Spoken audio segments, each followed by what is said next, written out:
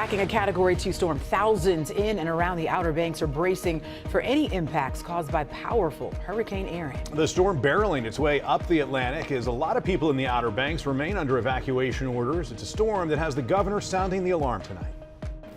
The storm remains dangerous and is already impacting lots of people here in North Carolina. Folks on the coast need to take care. The governor says at least 200 National Guard members are standing by, ready to respond. Good evening. Thanks for joining us here for the news at 6. I'm Steve Daniels. And I'm Lauren Johnson. Right now, 3 swiftwater rescue teams are on their way to the coast because the major concern is dangerously strong rip currents there. Let's get right over to Don. Don, beach erosion could also be a big problem as well. Absolutely. This storm is massive. Look at the size of the thing spinning off our coast. It's going to continue to drift north before turning to the north and to the east. Here's the latest update from the National Hurricane Center. Maximum sustained winds are at 110. Gusts around the eye going to 130 at Cat 2. Could sneak up to a Cat 3 tonight into tomorrow, and then it works its way out to sea and works its way away from us. These are real-time numbers coming into us from the buoys off the coast, and you could see this one way out here seeing 65-mile-an-hour winds. If we zoom down into the Outer Banks, so far not too bad. Cape Lookout's at 29 miles an hour, 22 miles an hour in Hatteras, 24 and up in Duck, but these are going to really increase over the next 12 hours as the system pushes to the north. So look at the winds. Watch right here in Hatteras, 47 miles an hour. As this gets closer, we see 63 as a possible gust, and that is through tonight into tomorrow morning. By tomorrow at lunchtime, it's starting to pull away. This will also affect our winds. We could see wind gusts in excess of 20 miles an hour here in the triangle, and then it finally works out to sea. And as it moves away, winds will die down. It gets a lot cooler around here. We'll talk about that in your first alert 7-day forecast coming up in just a bit. Lauren. All right, Don, thank you. Thousands along the North Carolina coast dealing with a tropical storm warning as Hurricane Erin makes its way up the Atlantic coast. And like Don said, heavy rain and rough winds continue in that region through the night. We have 2 crews at the coast covering what's being done to keep people safe. John Dowding is in Wrightsville Beach, but let's start tonight with Janice Price, who's in the Outer Banks, specifically Rodanthe. She has more. Some residents continue to evacuate.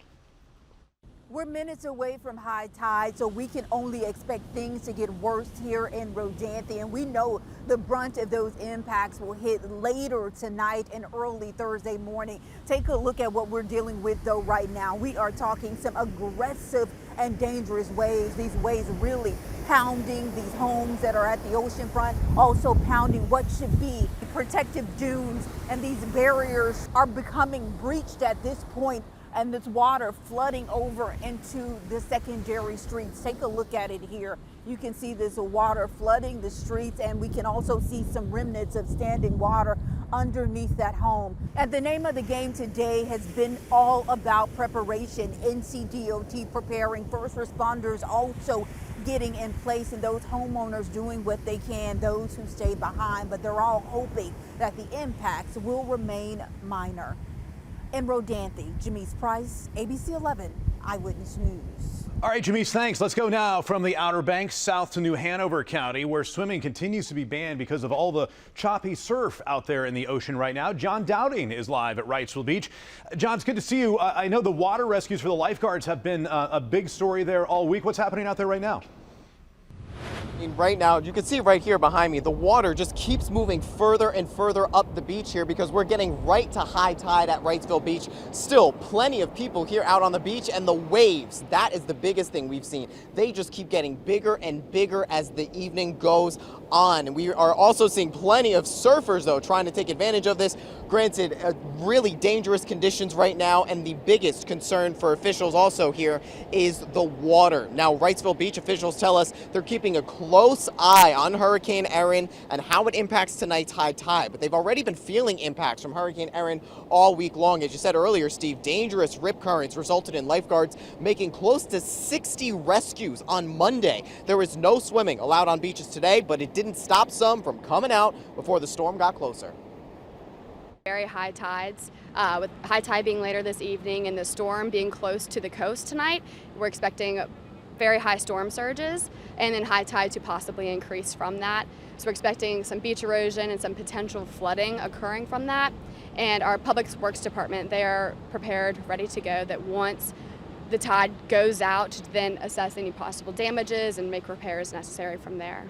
But yeah, I mean, as the wind picks up, hopefully the waves will stay clean, stay big for everyone who's out there surfing, and it won't become too choppy, although it doesn't look too great right now, but we'll just have to wait out, see.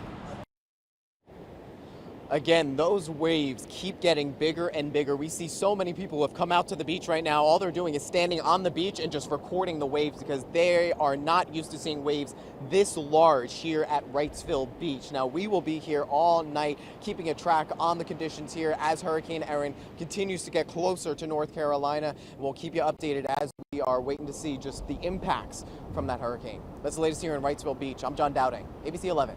Eyewitness News. Yeah, a few guys out there on their boards right now, John, but the lifeguards say if you're not on a surfboard, you got to be right there on the sand where you are. We'll see you later tonight. Thanks. And Eyewitness News is committed to keeping you up to the minute on Hurricane Erin's path and potential impact. You can follow the storm's track anytime with the ABC 11 North Carolina app right on your phone. You can also sign up for weather alerts sent directly to your device anytime.